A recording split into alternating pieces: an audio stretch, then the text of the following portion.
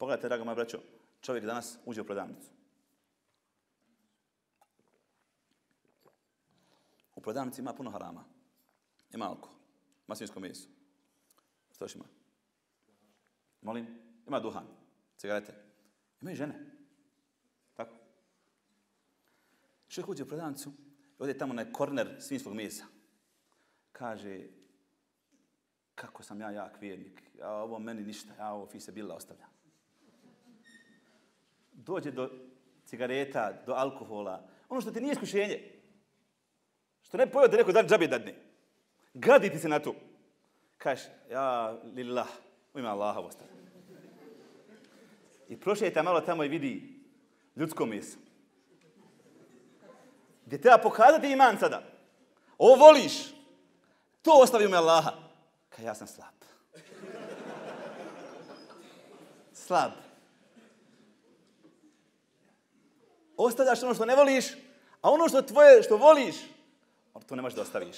Zato Jusuf a.s. jest Jusuf a.s. Ostavio najljepšu ženu, najugledniju ženu. Ti ne možeš ostaviti onu prosječnu na putu. Ispod prosjeka. A želiš da budeš neko je nešto u islamu i da budeš ti kod Allaha veliki, da ti budeš kod Allaha imaš mjesto. Moraš se odreći onog što voliš. To je uzdizalo ljude. Zato nam je Allah i kazivao Jusuf a.s. Da nam pokaže, zamislite danas, da se nekom od nas danas tako neka žena ponudi. Ponudi, nama se niko ne nudi. Da se ponudi. Tek bi onda bila katastrofa. A još ako je ugledna, još ako je lijepa, ne mora biti ugledna, samo neka lijepa. To je gotovo. Šta je uzdiglo Merijemu?